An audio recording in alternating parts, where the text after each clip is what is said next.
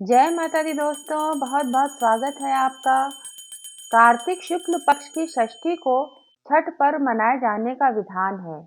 ये 4 दिवसीय पर्व मुख्य रूप से बिहार, झारखंड और पूर्वी उत्तर प्रदेश में मनाया जाता है।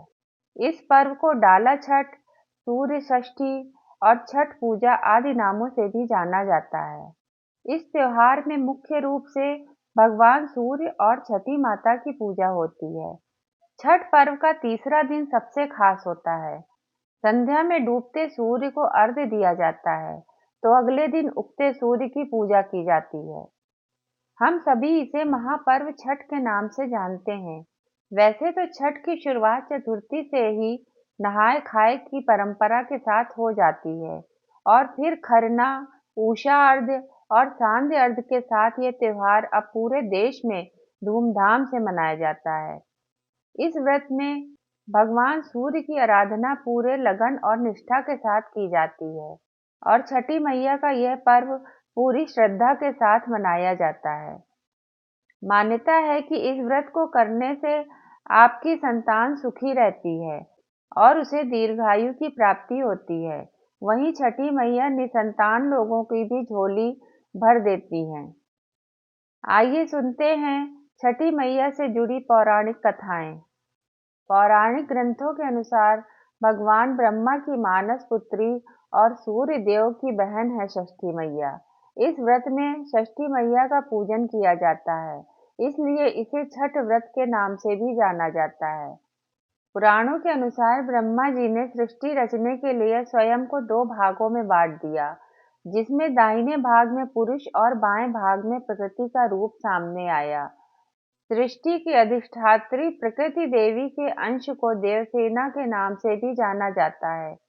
प्रकृति का छठा अंश होने के कारण इन देवी माँ का एक प्रचलित नाम षष्ठी है, जिसे छठी मैया के नाम से जानते हैं। पुराणों के मुताबिक राजा प्रियंवत की काफी समय से कोई संतान नहीं थी। तब महर्षि कश्यप ने पुत्र प्राप्ति के लिए यज्ञ कराकर प्रियंवत की पत्नी मालिनी को यज्ञ आहुति के लिए बनी खीर खाने को कहा। इससे उन्हें पुत्र हुआ, लेकिन वो मृत पैदा हुआ। प्रियंवत पुत्र को लेकर शमशान गए और पुत्र वियोग में प्राण त्यागने लगे। उसी वक्त भगवान की मानस पुत्री देवसेना प्रकट हुई और उन्होंने कहा, सृष्टि की मूल प्रवृत्ति के छठे अंश से उत्पन्न होने के कारण मैं षष्ठी कहलाती हूँ।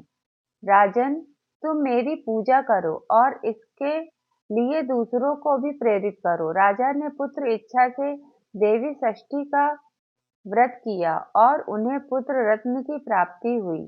यह पूजा कार्तिक शुक्ल षष्ठी को हुई थी। तब से छठ को त्योहार के रूप में मनाने और व्रत करने की परंपरा चल पड़ी।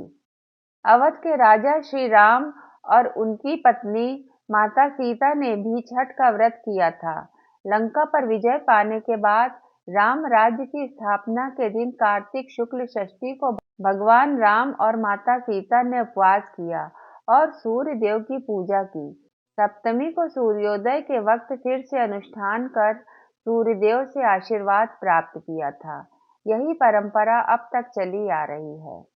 प्राचीन काल से ये मान्यता भी चली आ रही है कि महाभारत काल में सूर्य पुत्र कर्ण ने भी छठ की पूजा की थी।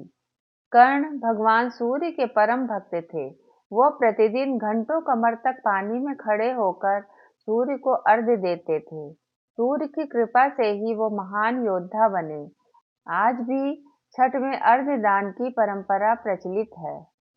पौराणिक कथाओं में बताया गया है कि छठ का व्रत करने के प्रताप से ही पांडवों को उनका खोया हुआ राजपाट फिर से प्राप्त हो सका। जब पांडव अपना सारा राजपाट जुए में हार गए, तब द्रौपदी ने छठ व्रत रखा। उनकी मनोकामनाएं पूरी हुई और पांडवों को राजपाट वापस मिला।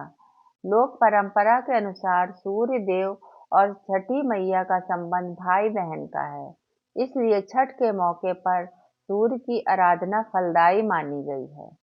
तो ये थी छठी पर्व की पावन कथा। बोलो छठ मैया की जय।